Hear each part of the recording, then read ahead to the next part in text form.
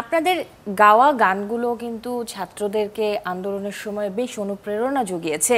সে জায়গা থেকে কিন্তু যখন আন্দোলন চলেছে, যখন পরিস্থিতিটা একেবারেই খুবই অস্বাভাবিক ছিল, তখন কিন্তু মিডিয়া আপনাদের গানগুলোকে প্রচার করতে পারেনি। একটা একটা কিন্তু চাপ ছিল। তো এই জায়গাতে আপনাদের মানে নিশ্চয়ই অভিজ্ঞতাটা আছে, একটু শুনতে চাই। হ্যাঁ, গানটা তো রিলিজ হওয়ার আরও 2-3 দিন পর থেকে মোটামুটি আমাকে মানে এই যে নিউজ পেপার বা বিভিন্ন জায়গায় ফিচার করার জন্য ডাকা হয়েছে। সো প্রথম 2-3 দিন এমনি জাস্ট আমারটা থেকে, আর অন্য মিডিয়া কভার করেনি, কিন্তু আমার মনে হয় না এটা খুব বড় একটা ইম্প্যাক্ট ফেলেছে, কারণ সাধারণ মানুষ কিন্তু এগুলো নিয়ে মানে বেশি ফরওয়ার্ডেড ছিল, কারণ আমার গানগুলো আরও অনেকেই কভার করেছে। ইভেন ওদের গানগুলো দেখছিলাম সবাই শেয়ার করছে, আমিও শুনেছি ওদের গান। তো এগুলো না মানুষ নিজে থেকে যে শুনছে। এখানে আসলে মিডিয়ার হয়তো বা মিডিয়া থাকলে আরও একটু বেটার হইতো, কিন্তু খুব একটা ইম্প্যাক্ট পড়েনি। মানে আমি জানতে চাচ্ছিলাম যেটা, যে এই যে গানগুলো প্রচারের ক্ষেত্রে একটা সীমাবদ্ধতা কিন্তু ছিল একটা সময়। তো এই যে সীমাবদ্ধতাটা নিশ্চয়ই আপনারা অনুভব করেছেন, একটু যদি বলেন এই বিষয়টাতে। একটা টাইমে মানুষের ধৈর্যের বাঁধ ভেঙে গেছে।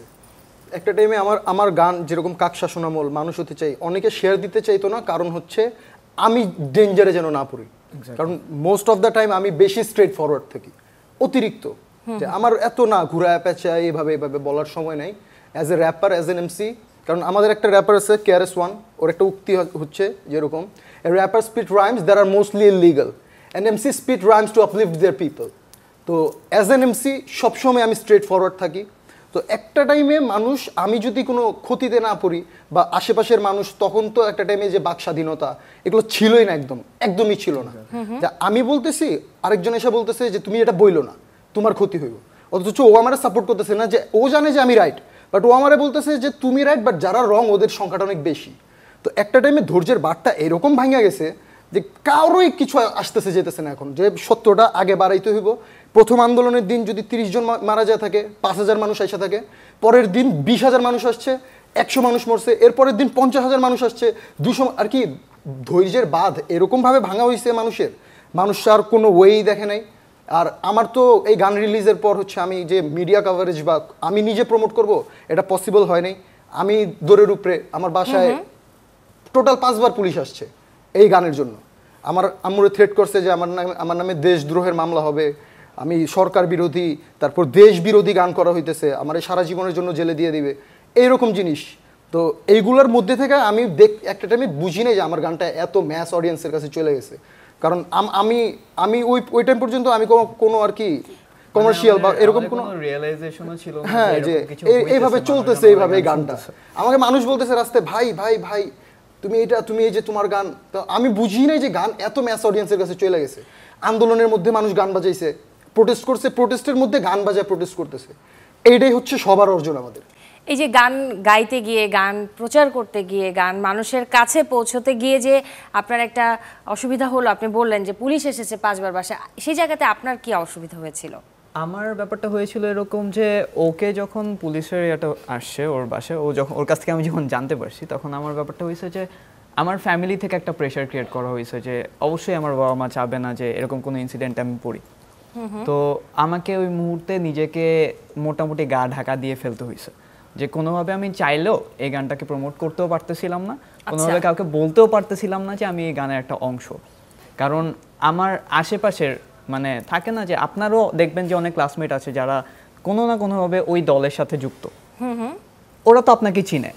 তো যখন ওরা জানতে পারতেছে যে আমি ওই গানের সাথে যুক্ত, তখন আমাকে ওপেনলি থ্রেট করা হইতেছিল, আমাকে বলা হইতেছিল যে এটা ডাউন করে ফেলতে, গানটা ডাউন করে ফেলতে বা কোনোভাবে ইয়ে করতে, না হলে এটা নিয়ে অনেক সমস্যা হবে। মানে পুলিশের ঝামেলা থেকে শুরু করে তো আছে, এছাড়াও অন্য ধরনের থ্রেট, যে লাইফ থ্রেট, হ্যান ত্যান এই ধরনের থ্রেট আসা শুরু করবো। তো এরপরে যেটা হলো যে নিজেকে গা ঢাকা দিতে বাধ্য হয়েছে। হ্যাঁ, মানে আপনি যেটা কিছুক্ষণ আগে বললেন যে মিডিয়ার যে ব্যাপারটা, মিডিয়া আমাদের কভার করতে পারেনি, কারণ একটা বাধ্যবাধকতা ছিল এখানে। হ্যাঁ, আমাদের একটু ইয়ে হয়েছিল, যদি মিডিয়া আমাদেরকে এই সাপোর্টটা দিতে পারতো, হয়তো বা আমরা আরও বেশি মানুষ হয়তো বা বলতে আসতে পারতো। কিন্তু এখানে এটাও বুঝতে পারতেছি যে এখানে আপনাদেরও আসলে কিছু করার ছিল না। আমরা যেরকম চাপে ছিলাম, আপনারা সবাই এরকম চাপেই ছিলেন। মানে এই জায়গাটা থেকে আপনি কি সীমাবদ্ধতা ফেস করেছেন? সীমাবদ্ধতা ফেস করিনি একেবারে, সে অর্থে বলবো। আমি প্রেশারও ফিল করিনি। Okay. আমার কাছে মনে হয়েছে যে একটা ন্যায়সঙ্গত দাবির পক্ষে দাঁড়ানো একটা শিল্পীর কর্তব্য। আমি তো একদম 19 তারিখে গানটা রিলিজ দিয়েছি। গানটা কোথায় যাবে না যে আমি আসলে একদম চিন্তা করিনি। আমার কাছে মনে হচ্ছে যে প্রথমত আমি যখন তখন তো অলরেডি আবু সাইদ, মুগ্ধ বা বেশ কিছু ক্যাজুয়ালিটি হয়ে গেছে তখন আচ্ছা। অলরেডি। তখন আমার কাছে মনে হচ্ছে যে আমি একটা জেনারেশন দেখছি যারা বন্দুকের বিপরীতে একদম দাঁড়িয়ে গেছে পুরো বুকচিতে এক ন্যায়সঙ্গত দাবির পক্ষে। তখন মনে হচ্ছে যে it's an opportunity for me. আমি খুবই সৌভাগ্যবান, আমি একটা জেনারেশনকে দেখছি যেটাকে আমরা জেন জেড বলি বা জেন জি বলি। তো আমার কাছে তখন আসলে চিন্তা করি নাই যে আমার এদের পক্ষে দাঁড়াতে হবে বা কিছু একটা। আমার মনে হচ্ছে যে এটা ন্যায়সঙ্গত দাবি এবং এই বাচ্চাগুলো মানে আপনার মধ্যে কোনো দাঁড়াচ্ছে, ভয় কাজ কিছু কাজ করেনি এবং আর কারোর মধ্যে আসলে ভয়টা না, কাজ করেনি। আসলে- ভয় কাজ করলে এটা করা যেত না। even যখন আমি দেখছি যে Okay. ধরপাকড় হচ্ছে, প্রচুর ধরপাকড়, মনে হচ্ছে কি হলে কি মনে হবে। হয়নি যে আমাকে ধরে নিয়ে যেতে পারে? ধরে নিয়ে গেলাম, তখন মনে হচ্ছে যে অ্যাটলিস্ট আমরা তো এর আগের জেনারেশন, মানে আমি মিলি জেনারেশন, সো মনে হয়েছে যে ধরে নিয়ে গেলে অ্যাটলিস্ট আমি কাজে লাগবো ওদের।